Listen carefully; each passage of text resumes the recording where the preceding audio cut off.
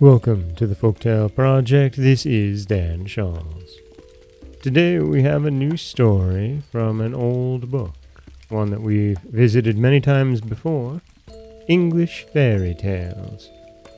This story is a special one. It's especially silly, and I do hope that you enjoy it. This is Jack Hannaford. There was once an old soldier who had been long in the wars, so long that he was quite out at elbows, and he did not know where to go to find a living. So he walked up moors, down glens, till at last he came to a farm from which the good man had gone away to market. The wife of the farmer was a very foolish woman who had been a widow when he married her. The farmer was foolish enough too, and it is hard to say which of the two was the more foolish.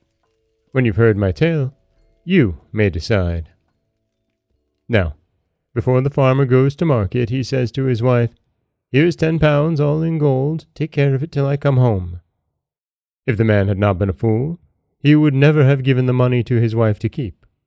Well, off he went in his cart to market, and the wife said to herself, "I'll keep the 10 pounds quite safe from thieves." So she tied it up in a rag and put the rag up the parlor chimney. "There," said she, "no thieves will ever find it now, that is quite sure." Jack Hannaford, the old soldier, came and rapped at the door. "Who's there?" asked the wife. "Jack Hannaford." "Where do you come from?" "Paradise." "Lord a mercy, and maybe you've seen my old man there," alluding to her former husband. "Yes, I have." "And how was he a-doing?" asked the goody. "But middling. He cobbles old shoes and has nothing but cabbage for victuals." "Dearie me!" exclaimed the woman. "Didn't he send a message to me?" "Yes, he did," replied Jack Hannaford. "He said that he was out of leather and his pockets were empty, and so were you able to send him a few shillings to buy a fresh stock of leather?" "He shall have them, bless his poor soul." And away went the wife to the parlor chimney, and she pulled the rag with the 10 pounds in it from the chimney, and she gave the whole sum to the soldier, telling him that her old man was to use as much as he wanted and to send back the rest. It was not long that Jack waited after receiving the money. He went off as fast as he could walk. Presently the farmer came home and asked for his money.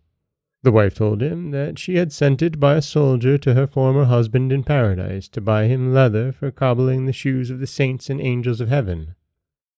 The farmer was very angry, and he swore that he had never met with such a fool as his wife.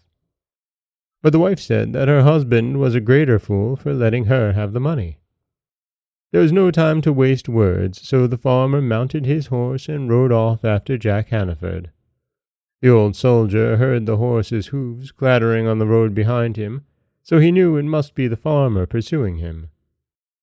He lay down on the ground and, shading his eyes with one hand, looked up into the sky and pointed heavenwards with the other hand. "What are you about there?" asked the farmer, pulling up.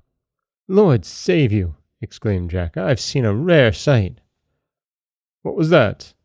"A man going straight up into the sky as if he were walking on a road." "Can you see him still?" "Yes, I can." "Where?"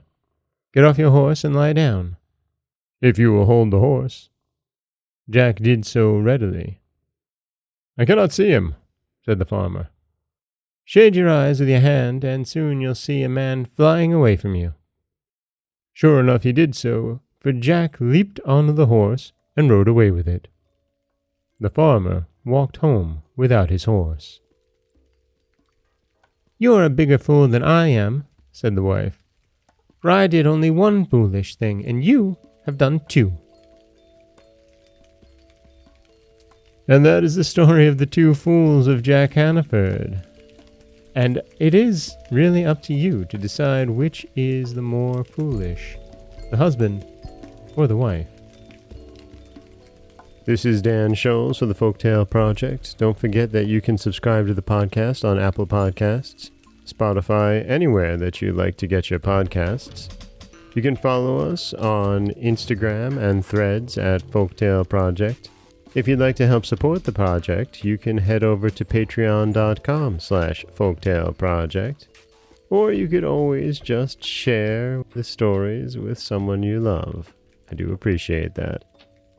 As always, thank you so much for listening.